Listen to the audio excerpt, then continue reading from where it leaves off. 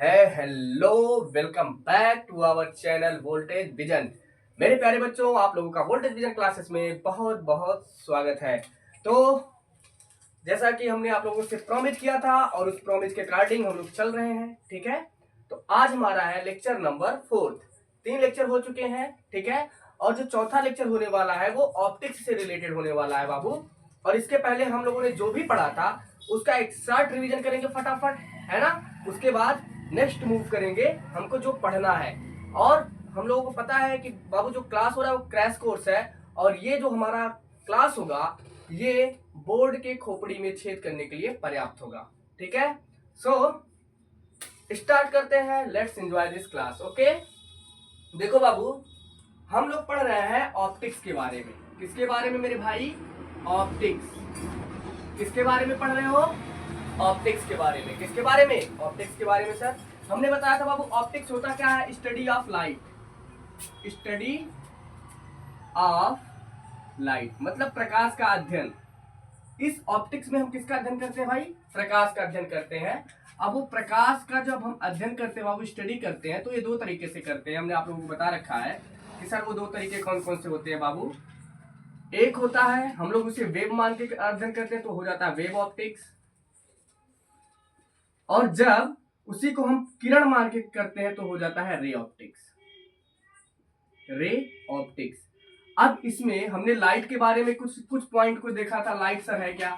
Light के बारे में पॉइंट क्या थे? इंपॉर्टेंट लाइट के बारे में बाबू जो इंपॉर्टेंट पॉइंट थे, ये स्ट्रेट फॉरवर्ड होता है, ये सीधी रेखा में गमन करता है, ठीक है। यह सीधी रेखा में चलता है। अगर देखा जाए बाबू, इसकी स्पीड वैक्यूम में कितनी होती है? 3 × 10⁸ मीटर पर सेकेंड। इसका जो यूनिट होता है वो होता है ल्यूमेन। यूनिट होता है ल्यूमेन। इफिशियंसी की, अगर इफिशियंसी की यूनिट की बात करें हम तो ल्यूमेन पर वाट होता है। ल्यूमेन पर वाट होता है।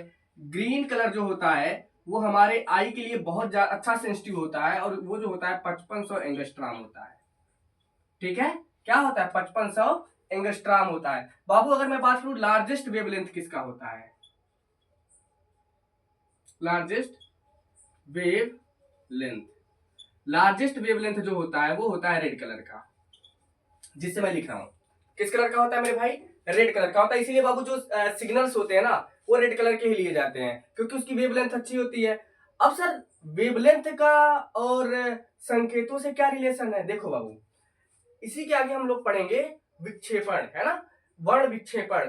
जब प्रकाश आता है तो हमारे वायुमंडल में बहुत सारे छोटे छोटे कण होते हैं। प्रकाश आएगा, टकराएगा, बिखराव हो जाता है, उसका क्या होता है? विक्षेपण हो जाता है, बिखराव हो जाता है, बिखर जाता है। जैसे कि समझना, ये मान लो ये प्रकाश पुंज के रूप में आ रहा है, और यहाँ पे कहीं पे एक छोटा सा ऐसे छोटा सा पार्टिकल रखा हुआ है वायुमंडल में। ये आएगा और यहाँ से लड़के ऐसे बिखर जाएगा। और सर आएगा तो लड़ेगा, तो सारे के सारे लड़ेंगे? हम कहें हाँ, बट क्या होता है बाबू, कुछ प्रकाश कण ऐसे जल्दी जल्दी जल्दी जल्दी आ रहे हैं तो जल्दी लड़ेंगे। लेकिन जो रेड कलर है उसका वेवलेंथ क्या है? अधिक है, ये ऐसे, तो ये क्या होता है? मैक्सिमम किरणों को सीधे नाग जाता है, और इसका जो है विक्षेपण कम से कम हो पाता है। यही कारण है कि ये जो है रेड कलर का प्रकाश जो है लॉन्ग ट्रेवल के लिए जाना जाता है, लंबी दूरी तय कर सकता है। ओके, इसलिए हम इसका यूज करते हैं रेड का, ठीक है बाबू। आगे देखते हैं इसमें कुछ की पॉइंट समझना। अच्छा, हम लाइट को रिप्रेजेंट कैसे करते हैं बेटा? समझो, लाइट को हम रिप्रेजेंट करते हैं ऐसे, और इसी को हम कहते हैं किरण। क्या कहते हैं? किरण कहते हैं। और जब बहुत सारी किरणें ऐसे, किरणों का जब समूह बन जाए, किरणों का जब समूह बन जाए तो इसे कहते हैं पुंज। क्या कहते हैं? पुंज कहते हैं। It means beam. क्या होता है? बीम होता है। क्या होता है? बीम होता है। पुंज मतलब बीम, पुंज मतलब बीम। ओके, ठीक है सर, ये भी चीजें। अब हमने इस पूरे प्रकाश को रे ऑप्टिक्स के थ्रू, किसके थ्रू? रे ऑप्टिक्स के जरिए। हमको पढ़ने के कितने तरीके हैं? दो, एक वेव है और एक क्या है? रे है। वेव ऑप्टिक्स में हम लोग क्या पढ़ने वाले हैं बाबू? क्या पढ़ने वाले? विवर्तन, व्यतिकरण, व्यतिकरण और क्या? विवर्तन, व्यतिकरण और विवर्तन। इट मीन्स व्यतिकरण और विवर्तन, व्यतिकरण और विवर्तन। व्यतिकरण की इंग्लिश क्या होती है बेटा? इंटरफेरेंस। वेट,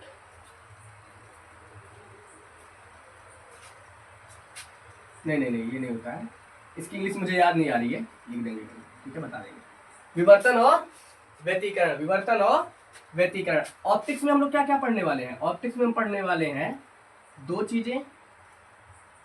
पहला रिफ्लेक्शन, रिफ्लेक्शन और यहाँ पे रिफ्रैक्शन, रिफ्लेक्शन और रिफ्रैक्शन, रिफ्लेक्शन और रिफ्रैक्शन। ओके, तो हम लोग डिस्कस किसके बारे में कर रहे थे पिछली क्लास में? किसके बारे में पढ़ रहे थे? रिफ्लेक्शन के बारे में। ओके, किसके बारे में बेटा?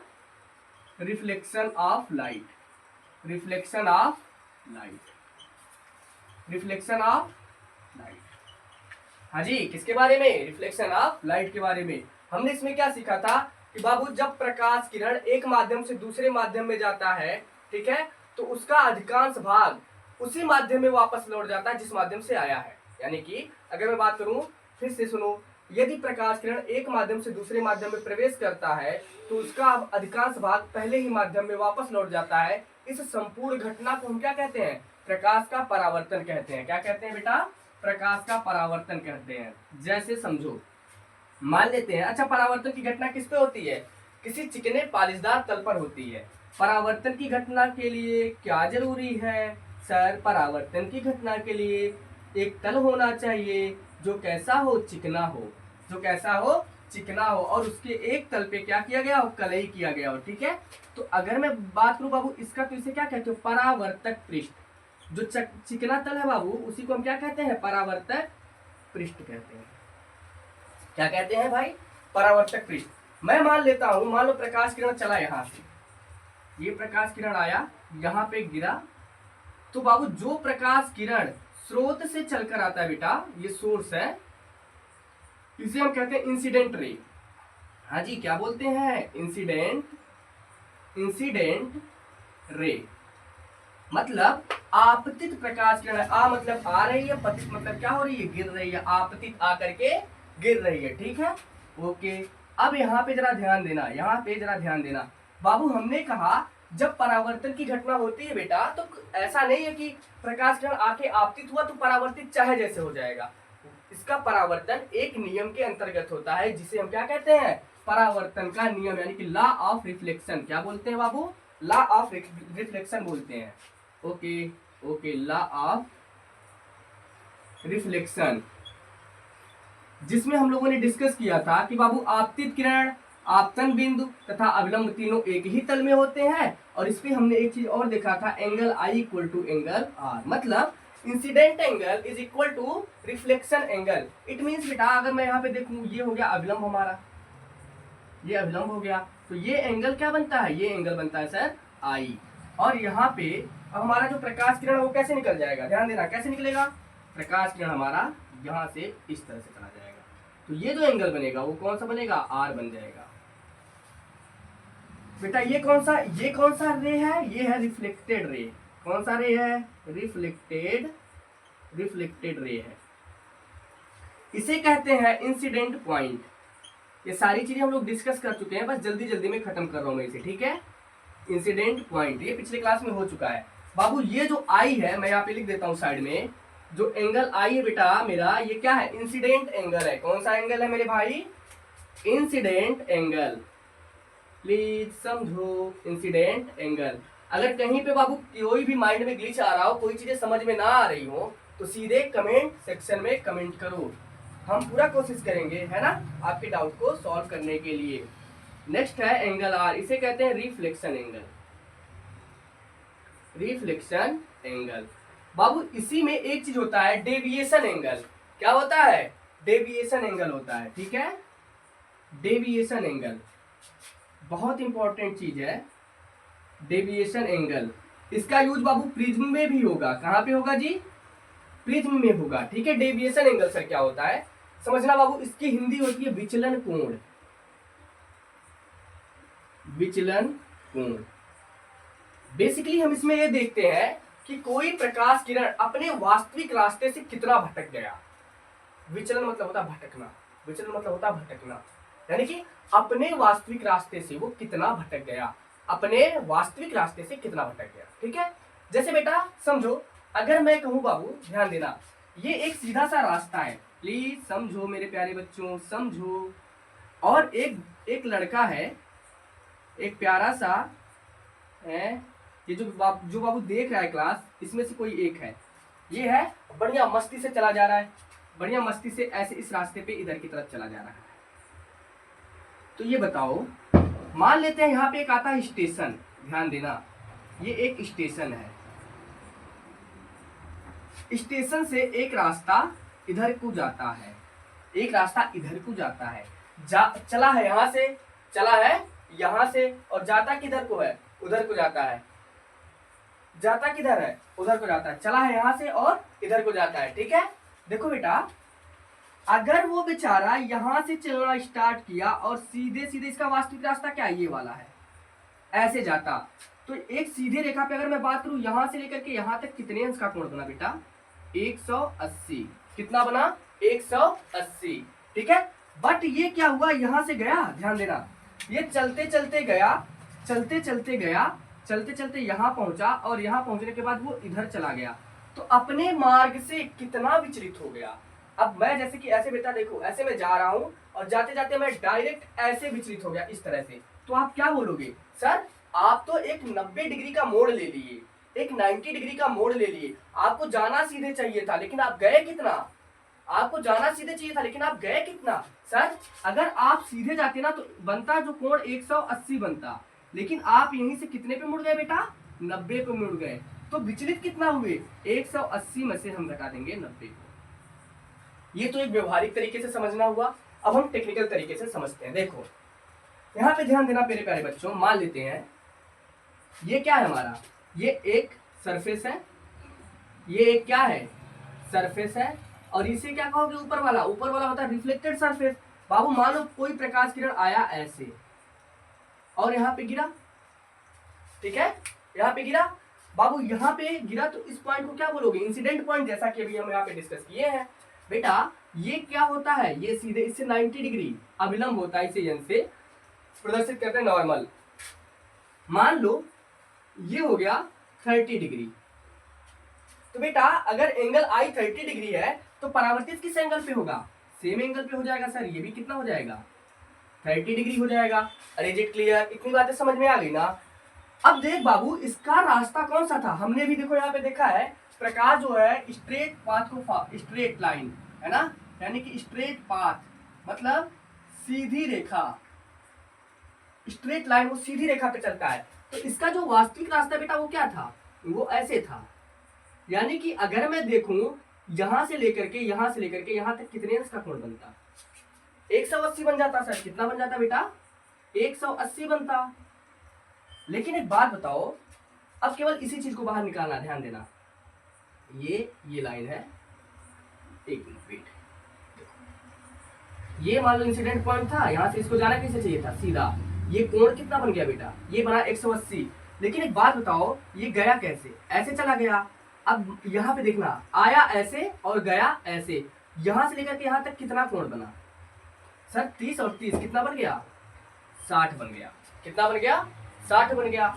और है कितना टोटल, 80, 180। यहां से बाबू, यहां से ये वाला जो टोटल वाला है वो कितना है, 180 है। कितना है, 180। तो मैं पूछूं, ये बताओ ये अपने रास्ते से कितना विचलित हुआ भाई, ये अपने रास्ते से कितना विचलित हुआ, गया ऐसे, लेकिन ये विचलन ये है, ये वाला बेटा, ये वाला जो कोण है ये विचलन को बता रहा है, ये वाला कोण किसको बता रहा है, विचलन को बता रहा है। और जाना कैसे चाहिए था, सीधा। तो 180 में से 60 जाएगा, कितना बच जाएगा, 30 डिग्री। तो अगर मैं बात करूं कि विचलन कोण कितना आया, डेल्टा कितना आया, डेल्टा आ गया 30 डिग्री। विचलन कोण कितना आया, 30 डिग्री आ गया। विचलन कोण कितना आया, 30 डिग्री आ गया। विचलन कोण 30 डिग्री। क्या बातें दिमाग में घुस रही हैं, मजा आ रहा है सर, हाँ आ रहा है ना। देखो सर मेरे को बहुत मजा आ रहा है, हाँ बहुत अच्छी बात है। तो बेटा एक चीज अगर मैं इससे निकालूं तो क्या हमने ये नहीं देखा, डेल्टा बराबर 180 माइनस आई प्लस आर, किए हो कि नहीं किए हो यार। यानी कि आई भी 30 था, आर भी 30 था। यहाँ पे अगर मैं बात करूं बेटा, आई बराबर कितना है, 30 अंश है। सर आर बराबर कितना है, एंगल आर बराबर भी 30 डिग्री है। तो 30-30 है क्यों, क्योंकि सर जी ऐसा परावर्तन का नियम है। ठीक है, तो एक चीज याद रखना, हमेशा बाबू इसका यूज आगे होना है। और अगर परावर्तन की बात करोगे तो आई बराबर क्या होता है, आर होता है। तो डेल्टा आई बराबर 180, आई बराबर आर हो जाएगा। तो आर की जगह अगर आई रखोगे तो आई 2 आई। एक बहुत ही मजेदार फार्मूला आपको यहाँ मिला। इतनी चीजें अगर समझ में आ गई हो तो आगे बढ़ा जाए। इतनी चीजें अगर आपके समझ में आ गई हो बाबू तो आगे बढ़ा जाए। तो क्या किया जाए, आगे बढ़ा जाए, है ना। ठीक है, तो एक बार फटाफट से अपना नजर यहाँ पे जुड़ा लो, दिखा लो, है ना, सॉरी देख लो। ओके, इतनी बात क्लियर।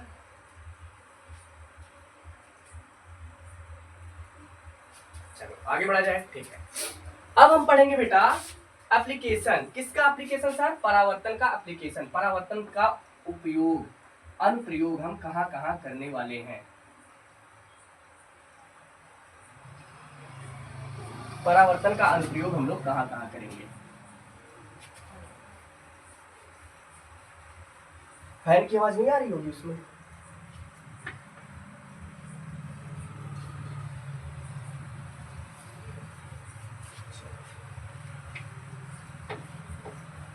ठीक है बाबू, इतनी चीजें क्लियर हो गई क्या। हाँ सर हो गई। तो अब हम क्या पढ़ेंगे, देखो बेटा एप्लीकेशन। किसके बारे में, एप्लीकेशन के बारे में। ठीक है, किसका एप्लीकेशन सर।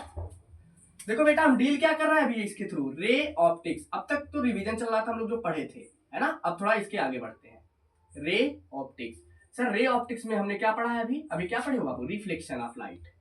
इसमें हमने जो टॉपिक कवर किया है बेटा, रिफ्लेक्शन ऑफ लाइट। बेटा ये जो घटना हमको देखने के लिए मिलती है ना, ये जो परावर्तन जिस पे होता है वो होता है किस पर, किस पर होता है, वो होता है मैक्सिमम केसेस में दर्पण पर होता है। किस पर होता है भाई, दर्पण पर होता है। दर्पण मीन्स, सभी बोलो दर्पण मीन्स दर्पण। हमने कहा हाँ हाँ भाई वही है। तो बेटा अगर मैं इसका परिभाषा समझूं, इसके बारे में समझूं, तो दर्पण एक ऐसा माध्यम होता है, समझो यहाँ पे दर्पण क्या होता है, एक ऐसा माध्यम होता है जिसका एक तल परावर्तक तल होता है और एक तल पर कलई किया गया होता है। ठीक है, it is an medium,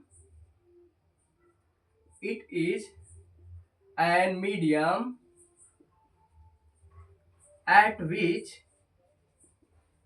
at which reflection of light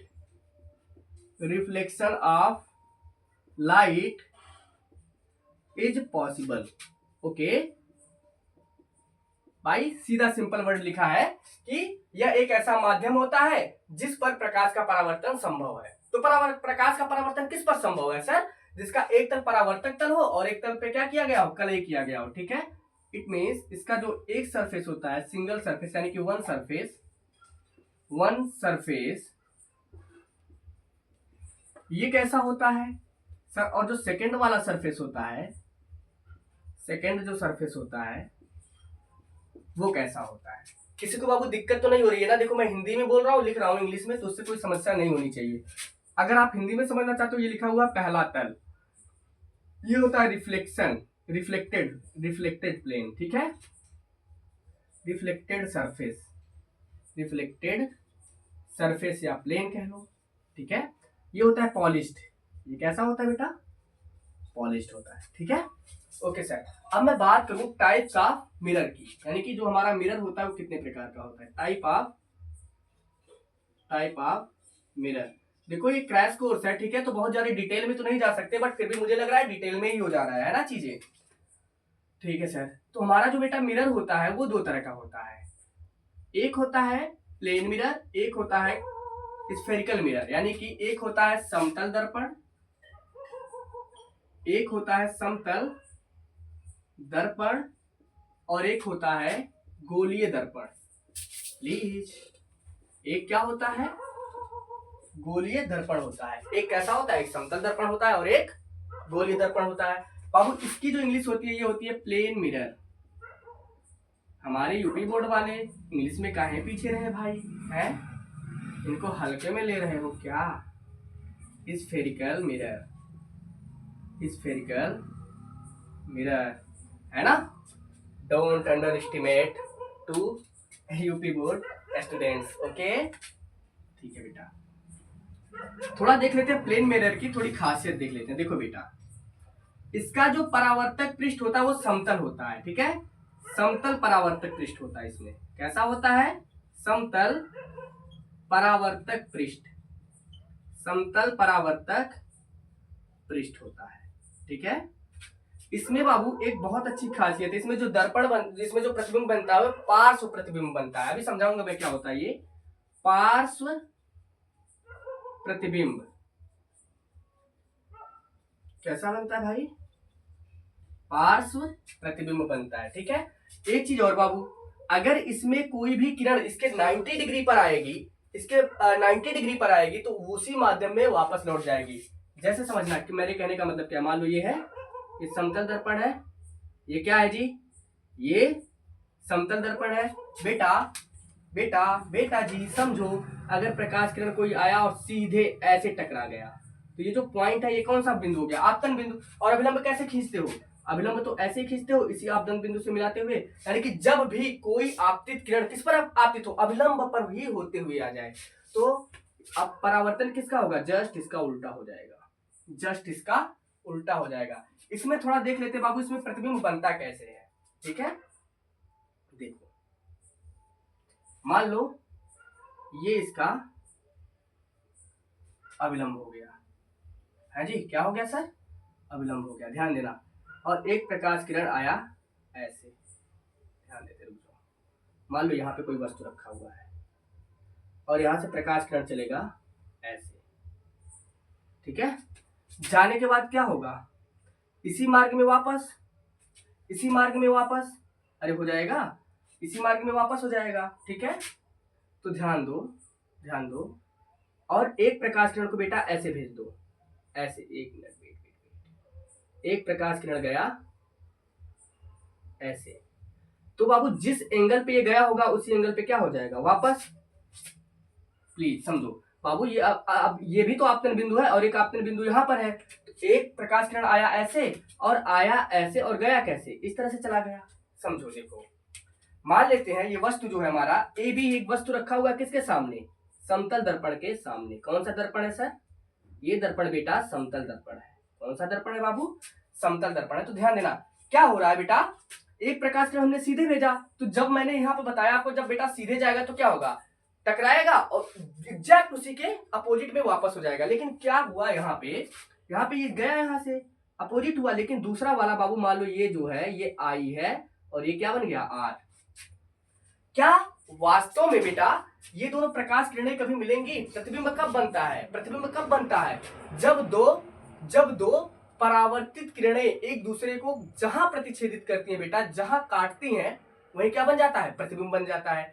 तो क्या लगता है आपको, एक परावर्तित किरण तो ये वाला रहा ऐसे वाला, और एक रहा ये ऐसे, एक इधर जा रहा है एक इधर जा रहा है, एक इधर देख, एक ऐसे जा रहा है एक ऐसे। क्या लगता है मिलेंगी? कभी नहीं मिलेंगी मेरे भाई। तो जबरदस्ती मिलवाया जाएगा, जबरदस्ती मिलवाया जाएगा, इनकी शादी जबरदस्ती करवाई जाएगी, है ना? ठीक है सर, हम करवाते हैं। देखो कैसे, ये रहा इधर की तरफ, है ना, ये इधर की तरफ बेटा। अब इसको इधर की तरफ बढ़ाओगे तो ये काटा यहाँ पे, कैसा प्रतिबिंब बना बाबू? सीधा बन गया। कैसा बना? सीधा बन गया, वस्तु के बराबर। तो समतल दर्पण की खासियत है बेटा, प्रतिबिंब सीधा, आभासी और वस्तु के बराबर बनता है। बहुत बढ़िया सर, मजा आ गया मुझे तो। की पॉइंट, प्रतिबिंब कैसा? ओहो, इमेज जो बनता है वो कैसा होता है? वर्चुअल होता है।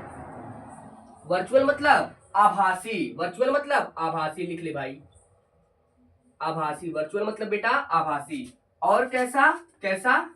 वस्तु के बराबर, यानी कि equal to object, equal to object, equal to object.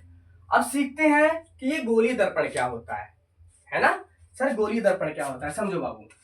वैसे सब सारी चीजें तो आप लोगों को पता होंगी, बट जल्दी जल्दी में इसको कवर करते हैं। गोलीय दर्पण यह किसी खोखले गोले का काटा गया एक भाग होता है बेटा। कैसे सर? मुझे जरा समझाइए, मुझे ना समझ में आया। मैं कहा ठीक है बाबू, देख ले, यहाँ देख। मान ले एक ये कोई खोखला गोला है, बना दो सर, बढ़िया तो बना दो। हमने कहा ठीक है भाई। ये देख, आपके सर जी की हैंड राइटिंग तो है बढ़िया, है ना? हाँ, कोई शक नहीं है सर जी, इसमें तो मजा आ गया। देखो एक बार, हाँ ठीक है। अब इससे हम क्या कहते हैं? ऐसे काट देते हैं, सुनो, गोलीय दर्पण यह खोखले गोले का काटा गया एक भाग होता है जिसका एक तल क्या होता है बेटा, परावर्तक तल होता है और एक तल पर कलई किया गया होता है। प्लीज फिर से सुनो, गोलीय दर्पण जो होता है यह खोखले गोले का काटा गया भाग होता है जिसका एक तल परावर्तक तल होगा और एक तल कैसा होगा, एक तल कैसा होगा, एक तल हो जाएगा कलई किया गया, है ना बाबू। अगर इसको आप आधा आधा काटोगे तो आपको दो तरह का संरचना देखने को मिलेगा। कौन कौन सा, देखो, एक तो कुछ ऐसे देखने के लिए मिल रहा है और एक कैसा देखने के लिए मिल रहा है, ऐसा। तो हमारे पास दो तरह के उपाय हो सकते हैं। कौन कौन से सर, या तो ये बाहरी तल जो है इसे कलई कर दिया जाए और भीतर वाला तल परावर्तक तल हो, या क्या किया जाए बेटा, भीतर वाले तल पे पेंट कर दिया जाए, भीतर वाले तल को पॉलिश कर दिया जाए और जो बाहर वाला तल है वो कैसा हो, परावर्तक हो।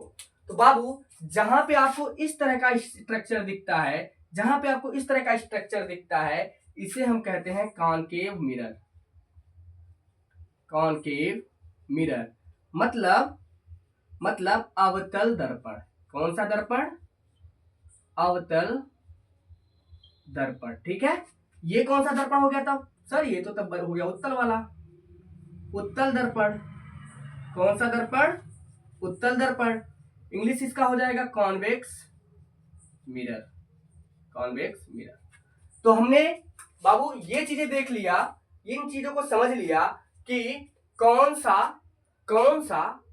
उत्तल दर्पण होगा, कौन सा अवतल दर्पण होगा, कौन सा उत्तल दर्पण होगा, कौन सा अवतल दर्पण होगा। ठीक है, ठीक है सर।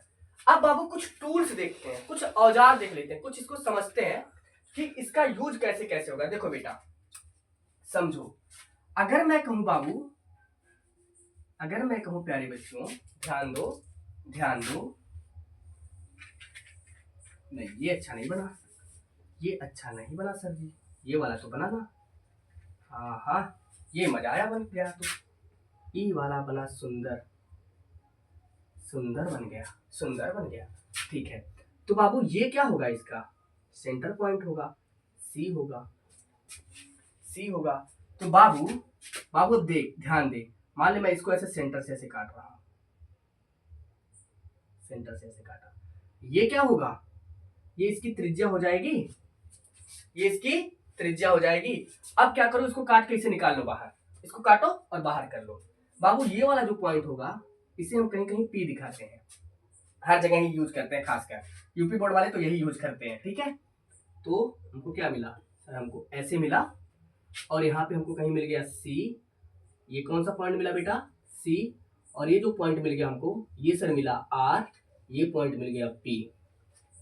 बेटा एक चीज बताओ मुझे, जैसे आप घर में जब घुसते हो तो दरवाजा होता है, तो जो प्रकाश किरण ऐसे मान लो आ रहा है, तो इसके लिए ये पॉइंट किसका काम करेंगे, दरवाजे का, किसका, दरवाजे का। ये इसको एंट्री दे रहे हैं बेटा, प्रकाश किरण को एंट्री दे रहे हैं, प्रकाश किरण को अंदर बुला रहे हैं, तो इसे हम कहते हैं द्वारक। क्या कहते हैं, द्वारक। सर इतना बढ़िया बता दिए, हमने कहा और क्या, क्या कहते हैं, द्वारक कहते हैं। बेटा बेटा समझो समझो, देख ऐसे है, तो अगर मैं इस दोनों को मानूं तो एक ये उसका ऊपर वाला मुड़िया है, नीचे वाला, और जो प्रकाश किरण आएगा तो इसके ऊपर आ जाएगा, तो कोई मतलब है नहीं है, तो इसके अंदर से जितने लोग जाएंगे, तो ये एक एंट्री गेट का काम कर रहा है, इसीलिए इसे क्या कहते हैं, द्वारक कहते हैं, और एमोनिम से प्रदर्शित करते हैं।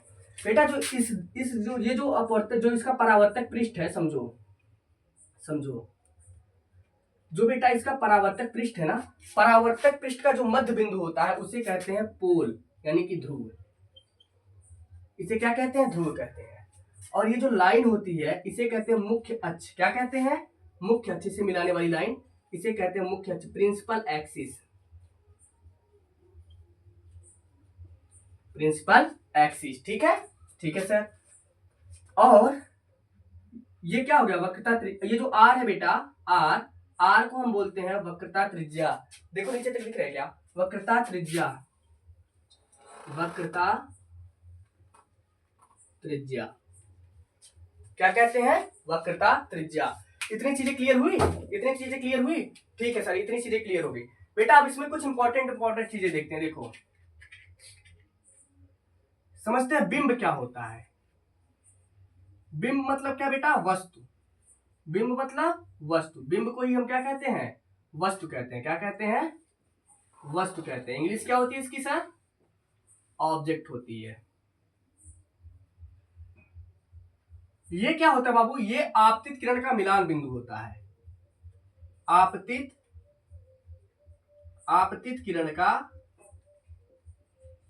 आपतित किरण का क्या होता है बेटा, मिलान बिंदु होता है, मिलान बिंदु। सर समझाइए इसको, मुझे समझ में नहीं आया। अच्छा अगर आप लोगों से एक चीज पूछो बेटा, बताओ वस्तु कैसा होता है। वस्तु जो है वास्तविक होता है या आभासी होता है क्या होता है। बहुत मजेदार चीज है यार, ये चीजें ना दिमाग में बैठा लेना। देखो वस्तु आभासी भी हो सकता है और वास्तविक भी हो सकता है, लेकिन मैक्सिमम बच्चों का आंसर होता है सर वास्तविक होता है। मैं प्रूव करता हूं कैसे, देखो मान लो बाबू, ध्यान देना, ये क्या है, ऐसे नहीं, इसको ऐसे लेते हैं। ये कौन सा दर्पण है भाई, ये कौन सा दर्पण है बेटा, कौन सा दर्पण है, समतल दर्पण है ना। कौन सा दर्पण है, समतल दर्पण है। ठीक है, तुम मुझे एक बात बताओ यार, एक बात बताइए जरा,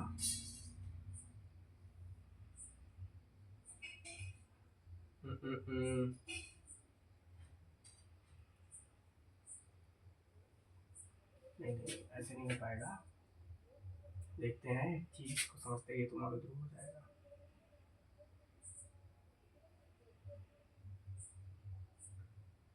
देखो मान लो कोई आपतित किरण आया ऐसे, प्लीज समझो, एक आपतित किरण आया ऐसे, अगर आया ऐसे तो जाएगा कैसे, ऐसे चला जाएगा सर। बहुत अच्छे, देख ले बाबू, आया ऐसे तो चला कैसे जाएगा, ऐसे। और दूसरा मान लो आपतित किरण आया ऐसे, आपतित किरण आया ऐसे, और परावर्तित कैसे होगा, इस तरह से। तो जब परावर्तित किरणें आपको जहां काटती है बेटा, ये बन गया प्रतिबिंब। अब एक बात बताओ, आपतित किरण कहां से आ रहा है, इधर कहीं से ऐसे आ रहा है, तो क्या ये कभी मिल पाएंगी, नहीं मिलेंगी। ये कभी मिल पाएंगी, नहीं मिलेंगी। तो अगर मैं इसको ऐसे ऐसे बढ़ाऊं जबरदस्ती, तो आपतित किरणें यहाँ पे मिल रही है, तो ये वस्तु बना कैसा, ये जो बिंब बना, ये बिंब बना है बेटा आभासी। तो क्लियर हो गया सर, हमारा जो बिंब है वो कैसा हो सकता है, वो आभासी भी हो सकता है। बिंब कैसा हो सकता है, आभासी हो सकता है। बिंब कैसा हो सकता है, आभासी हो सकता है। चीजें क्लियर हुई। देखो बाबू, तो बिंब हमने क्या कहा, आपतित किरण का मिलान बिंदु ही क्या होता है, बिंब होता है। ए गलती से ये मत कह देना सर परावर्तित का भी होता है ना, यही तो डिफरेंस है बेटा। अगर मैं बात करूं प्रतिबिंब की, किसकी बात करूं, किसकी बात करूं लाडले, प्रतिबिंब की, किसकी, प्रतिबिंब की, किसकी बात करूं सर, प्रतिबिंब की, इमेज की। बेटा बेटा इमेज की अगर बात करोगे ना, इमेज की अगर बात करोगे तो सुनो, जहां पर परावर्तित किरणें इंटरसेक्ट करती हैं, where where reflected rays are intersect to each other is known as a image.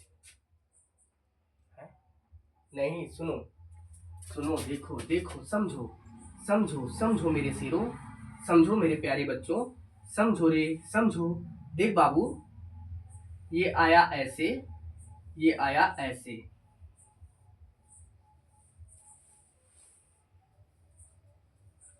ठीक है।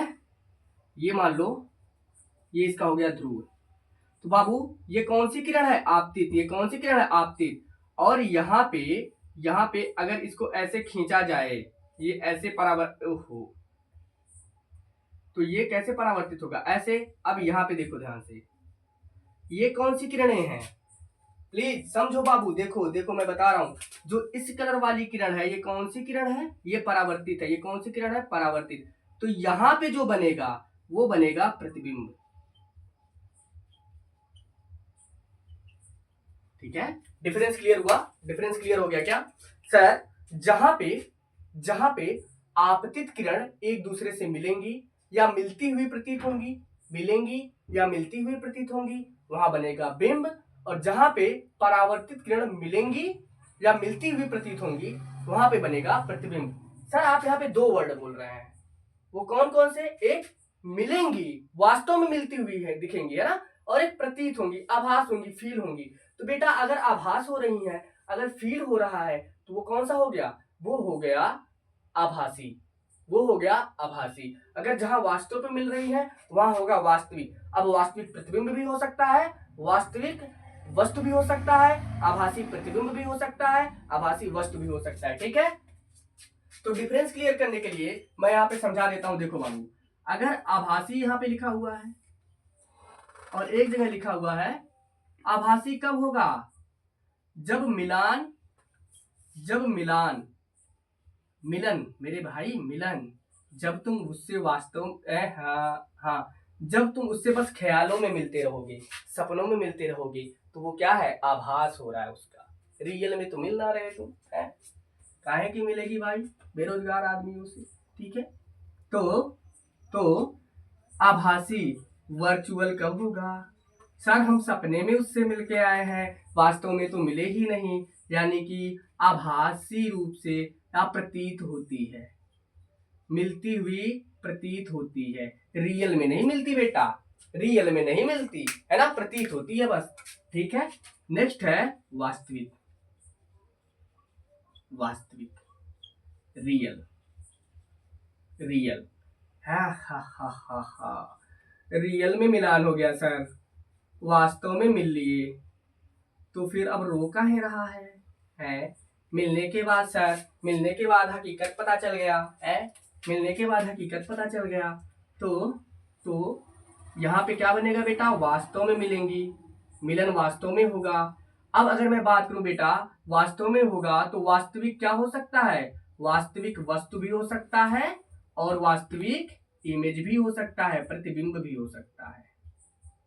वास्तविक वस्तु भी हो सकता है, वास्तविक प्रतिबिंब भी हो सकता है।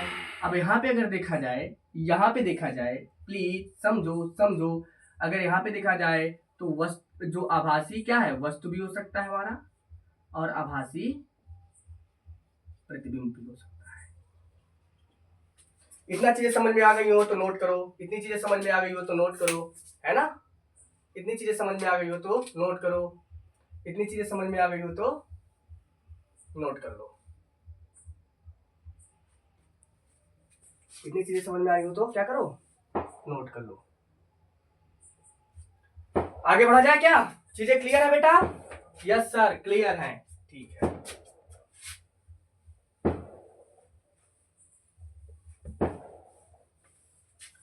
बस यही चीजें तुम्हारा थोड़ा सा बेसिक है, इसको कवर करूंगा, फिर एकदम रॉकेट की स्पीड से लेके चला जाएगा। ठीक है, परेशान मत हो, क्योंकि जब अगर बेटा बेस ही कमजोर रहेगा तो तुमको समझ में भी नहीं आएगा, मैं कितना भी तेज लेकर के क्या करूंगा, तुम्हारा एग्जाम में अच्छे से नंबर ही नहीं सिक्योर कर पाओगे, स्कोरिंग नहीं कर पाओगे, स्कोर नहीं कर पाओगे, तो क्या ही करूंगा मैं तेज से पढ़ा करके। ठीक है, तो 5 मिनट में फटाफट से, है ना, 5 मिनट में फटाफट से जो जरूरी चीजें उसे कवर करते हैं। ओके बेटा, नहीं तो क्लास लंबा हो जाएगा, आप लोग बोर भी हो जाओगे क्लास लेते लेते। Important important fact, important fact मतलब महत्वपूर्ण तथ्य के बारे में बात कर लेते हैं। सर महत्वपूर्ण तथ्य क्या? पहला महत्वपूर्ण तथ्य ये है बेटा, पहला महत्वपूर्ण तथ्य ये है कि जो फोकस दूरी होती है, देखो चीजें पढ़ चुके हो, मैं बताया ना, ये क्रैश कोर्स है बेटा। फोकस दूरी वक्रता त्रिज्या की क्या होती है?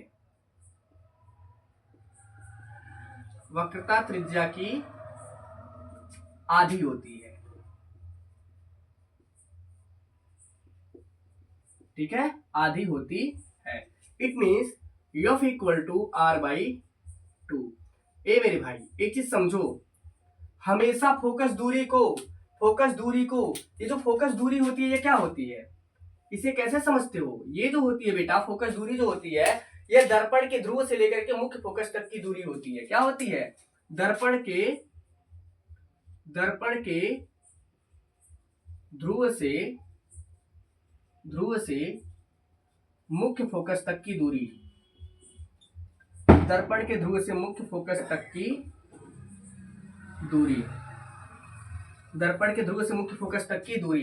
इट मीन्स अगर मैं कहूं, देखो बेटा ये मान लो ध्रुव है, ये मान लो ध्रुव है, और ये मुख्य अक्ष है, ये क्या है? मुख्य अक्ष है, और यहाँ पे कहीं मुख्य फोकस मान लेते हैं, तो यहाँ से लेकर के यहाँ तक की जो दूरी होगी वही क्या हो जाएगी? फोकस दूरी होगी। और एक चीज याद रखना, फोकस दूरी को हमेशा हमेशा स्मॉल एफ से रिप्रेजेंट करते हैं। इट इज रिप्रेजेंटेड बाई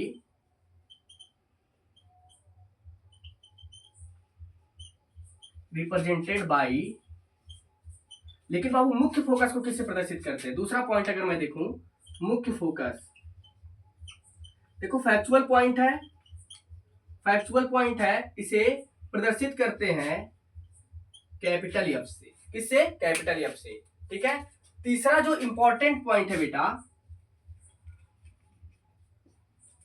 मुख्य अक्ष से समांतर चलने वाली प्रकाश किरणें, मुख्य अक्ष से समांतर चलने वाली प्रकाश किरणें परावर्तन के बाद कहां से होकर जाती है? मुख्य फोकस से होकर जाती है। ठीक है।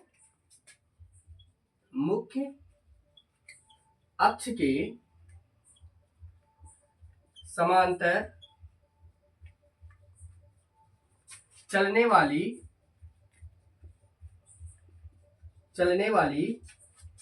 प्रकाश किरणें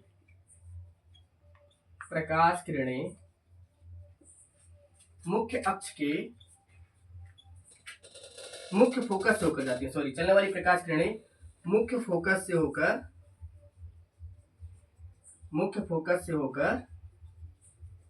जाती हैं।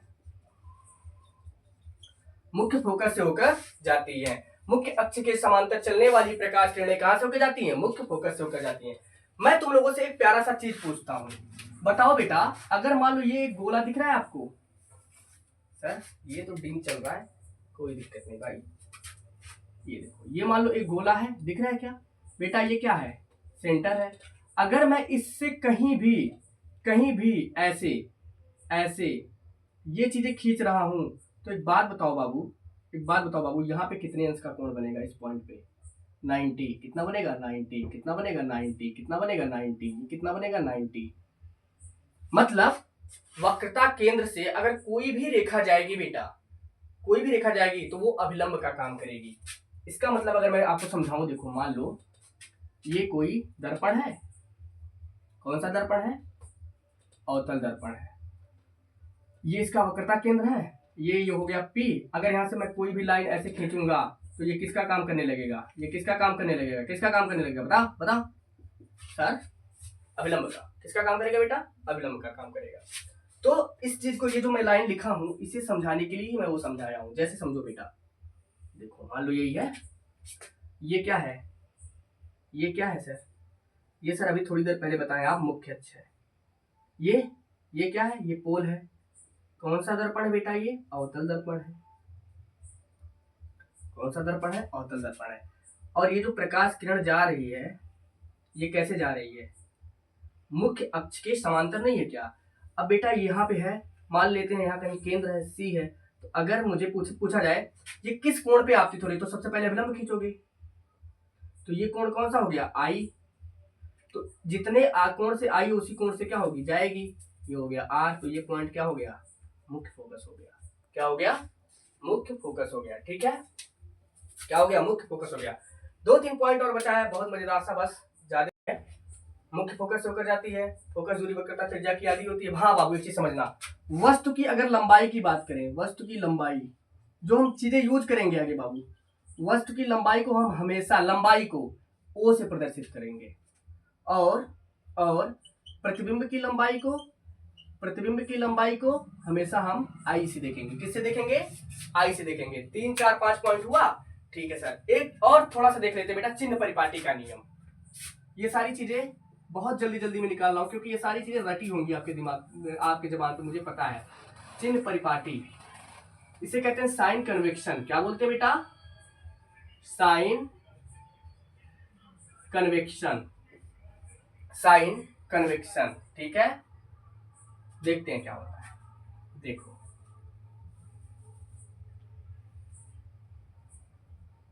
ये क्या है सर? ये दर्पण है। इसके इधर कौन सा साइड होता है? इधर कौन सा साइड होता है सर? इधर होता है लेफ्ट हैंड साइड, इधर होता है राइट हैंड साइड।